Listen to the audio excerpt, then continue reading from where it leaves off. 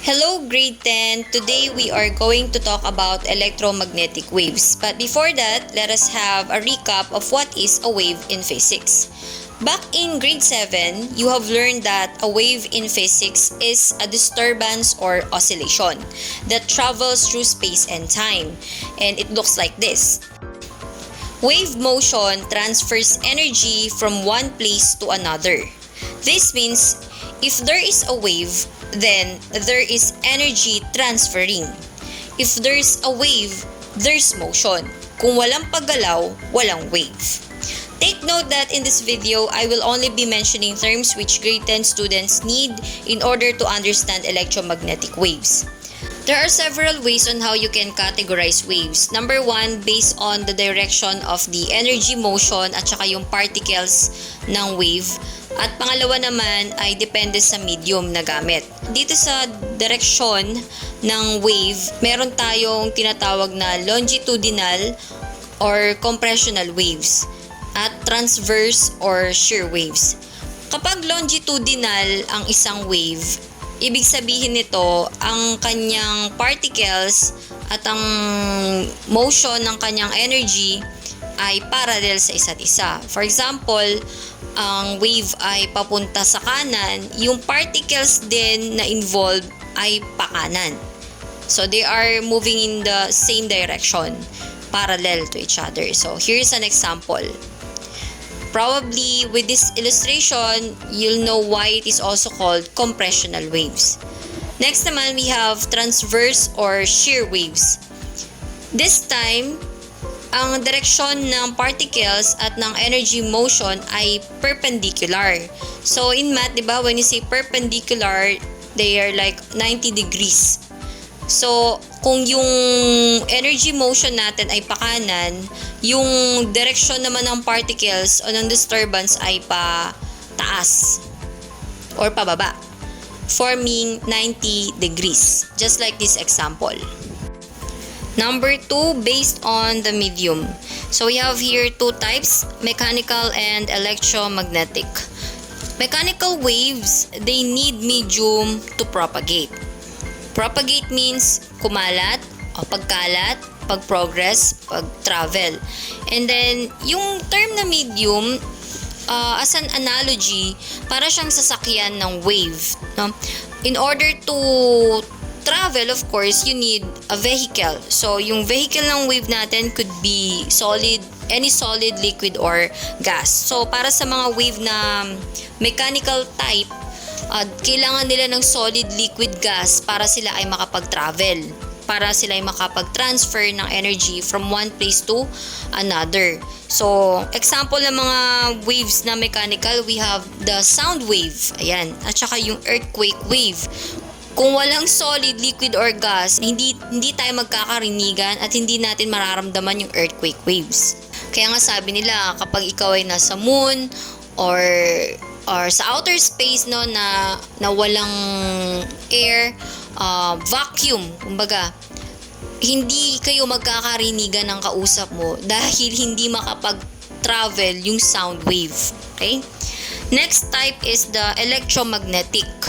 So, opposite siya ng mechanical wave. Ang electromagnetic waves, hindi nila kailangan ng kahit anong medium. Pero kahit may solid, liquid, gas, makakapag-travel din sila. At kahit wala yung solid, liquid, and gas na yan, they can still propagate. They can still transfer. So, dyan papasok ngayon yung mga waves na nanggagaling usually sa outer space, o let's say best example, waves coming from the sun, diba? Ngayon ay pag-uusapan naman natin ang mga properties of waves na natakil na rin ninyo nung kayo ay grade 7. Number 1, frequency. Frequency is the number of cycles of waves per unit time. For example, sa loob ng isang segundo, makakailang cycle kaya ang isang wave. Itong sa halimbawa natin, this illustration has 3 cycles per second. Ito naman, we have here 4 cycles per second. Okay. By the way, ang unit ng frequency natin ay hertz. Ang hertz ay cycles per second din. Ang hertz ay nakuha mula sa ating discoverer of radio waves, none other than Heinrich Hertz. Next naman, number 2, we have the wavelength. So, ang wavelength, this pertains to the distance between adjacent crests or troughs. So, itong magkatabing crest na to, mula dito sa isang crest na to hanggang doon sa pangalawang crest na yon, yung distance na yon, ang tawag doon ay wavelength. Yung distance naman dito sa ilalim, tingin tayo sa baba, sa troughs.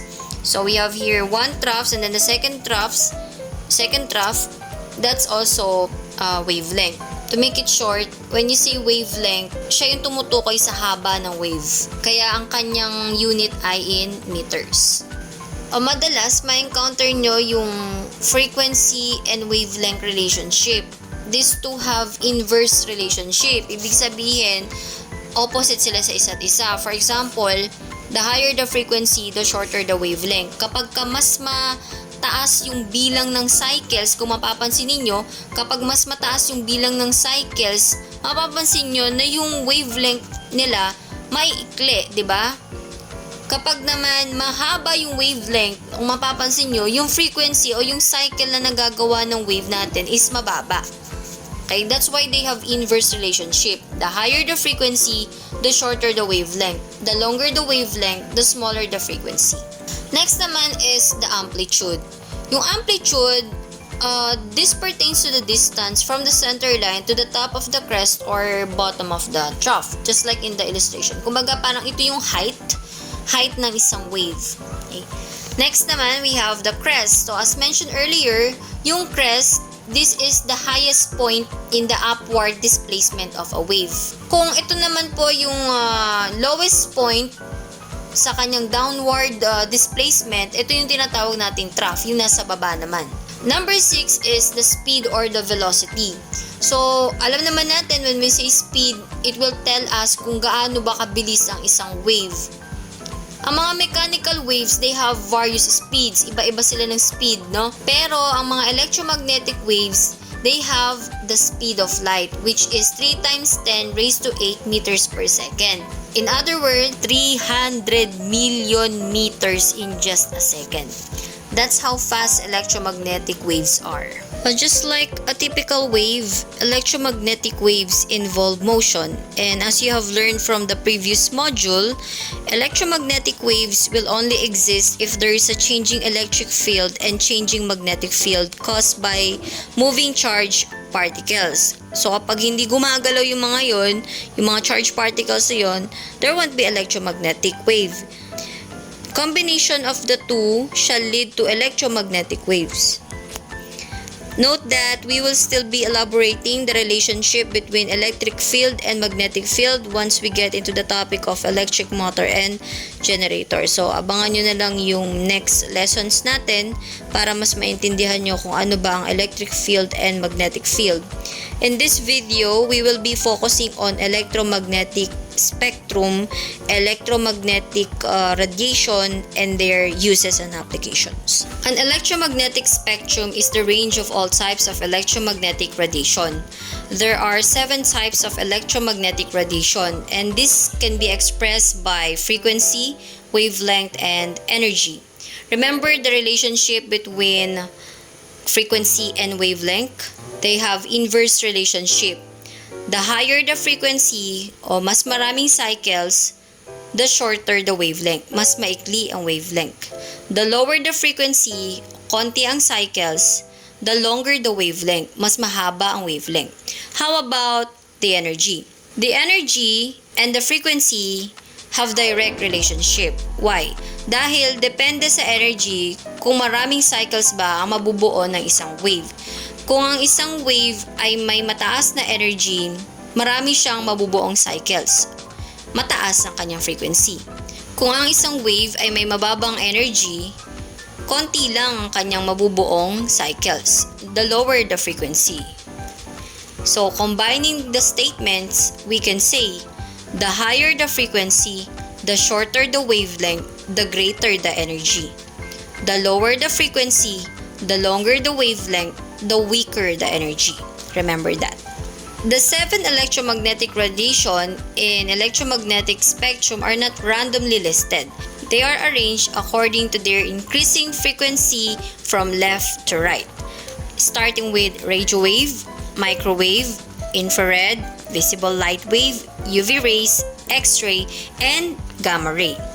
These 7 electromagnetic waves may have the same speed, which is the speed of light, 3 times 10 raised to 8 meters per second, or again 300 million meters per second, but they differ in terms of their frequency, wavelength, and energy. Pare-pareho man sila ng speed, magkakaiba naman ng kanilang frequency, wavelength, and energy. As seen in this illustration, the electromagnetic waves are arranged from left to right in increasing frequency. Radio wave has the lowest frequency and gamma ray has the highest frequency. This means radio wave has the weakest energy and gamma ray has the greatest energy, which can kill human beings. In terms of wavelength, radio wave has the longest wavelength, ang pinakamahaba sa lahat ng electromagnetic wave, while gamma ray is the shortest wavelength, ang pinakamaiksi sa kanilang pito. You can always rely on electromagnetic spectrum to know the range of frequency and wavelength of a particular electromagnetic wave. You may refer to this chart. Now, let's talk about the uses of electromagnetic waves. Radio wave is used for radio and television communication dahil siya ang may pinakamahabang wavelength among the 7 electromagnetic waves. Having the longest wavelength would mean reaching the farthest places. Also, radio wave has the weakest energy. Hindi siya ganun ka-harmful kahit ma-expose sa mga living organisms dito. Next is microwave. Unlike radio waves, microwaves can penetrate the atmosphere of the Earth. That is why they are used for satellite communications.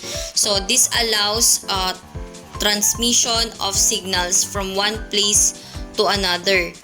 This is the reason why we can communicate with our loved one who is in another country, in another continent, or even in the middle of the oceans. Microwaves are also used for radar, used by your cell phones, and of course, your cable TV like Signal, Sky Cable, etc. Next one is invisible heat or the infrared. Infrared is still part of the lower frequency group in the electromagnetic spectrum. Infrared is what we human beings emit because all objects which are below 500 degrees Celsius, they all emit infrared. While those objects which have 500 degrees Celsius as their temperature would glow and emit not just infrared but also visible light. One of the uses of invisible heat or infrared is the infrared scanner. So ito yung madalas nakikita natin sa airport ng mga scanners kung saan they would scan the body temperature of the human beings or yung mga passengers sa kakauwi lang just to check if they have fever or if they have normal temperature. Another use of invisible heat or infrared is the night vision goggle. Since human beings emit infrared as well as living organisms, animals, a night vision goggle can detect infrared. So with this, they can identify in the dark areas if there is any living organism. And another use is of course the remote controls. If you have noticed, remote controls will only work on short distances. So infrared is perfect for that. Next, after infrared, we have the visible light wave. So visible light wave is the most perfect electromagnetic wave for human eye dahil ito ang may frequency na sakto sa kaya ng ating mata. In other words, it won't harm our eyes. So number one use of visible light wave is it allows human beings to see. Nakakakita tayo dahil sa visible light wave. Pangalawang gamit ito ay of course the photosynthesis. Para naman sa mga halaman, kailangan nila ng sunlight, kailangan nila ng visible light wave para makapag-proceed sila sa kanilang tinatawag na photosynthesis. Ang visible light wave, kapag tumama siya sa mga edges like a prism, it would produce the rainbow-like colors: red, orange, yellow, green, blue, indigo, and violet. So, yung mga mabababang energy belongs to red, orange. Matataas na energy belongs to violet, indigo. The Roy-G wave is arranged according to increasing frequency. Ibig sabihin, yung red yung may pinakamababa, yung violet yung may pinakamataas. Yung red naman ang may pinakamahabang wavelength at violet naman yung may pinakamaiksing wavelength. Yun yung dahilan kaya naman kapag tumingin ka, let's say sa isang crowd na may iba't ibang suot na t-shirt, iba't ibang kulay ng t-shirt, ang una mong napapansin ay ang pula, ang red. Dahil among the colors, red ang may pinakamahabang wavelength at ito ang unang makaka-reach sa iyong mga mata. Next, after visible light wave is the UV rays. UV rays belong to the higher frequency group, which means they have higher energy, and human beings should be careful and moderate in using UV rays. UV rays naturally come from the sun, but they can be produced artificially. One use of UV rays is the UV lamps. So, ang UV lamps ay ginagamit para malaman kung peke ba or totoo ang isang passbook o ang pera. Madalas itong nakikita sa mga bangko. Another use of UV rays is for sterilization. So they can sterilize drinking water. UV rays can also produce vitamin D in our skin. And it's because of the UV rays that we have tanning effect every time na naka-expose tayo sa sun. And remember, too much of this is always dangerous for our skin. After ultraviolet rays, let's now move on to a higher frequency electromagnetic wave, which is also known as the X-ray, or what we call a penetrating radiation. Since X-ray has high frequency, it can penetrate the flesh of the human beings, but not the bones. That is why X-ray is used in X-ray photography. So, familiar tayo dito dahil madalas karamihan sa atin ay mga nakapagpa-X-ray na. So, ginagamit to check kung okay pa ba yung lungs natin or yung buto natin. At remember, saglit lang ang pagpapa-X-ray dahil delikado ang ma-expose sa X-rays. Bukod sa katawan, ang X-ray din ay ginagamit sa metal industry dahil kaya nitong makapag-penetrate sa mga metals. So, they would use X-ray to check kung meron bang errors sa kanilang mga metallic equipment. And last but not the least, the highest, the strongest, the most dangerous of all, the gamma rays. Gamma rays can destroy living cells, but at the same time, they can be used to kill cancer cells because they can penetrate the cells. And they can also be used for sterilizing drinking water. So those are the common uses of electromagnetic waves. I hope you've learned something new today, and I shall see you on our next video. Thank you for watching.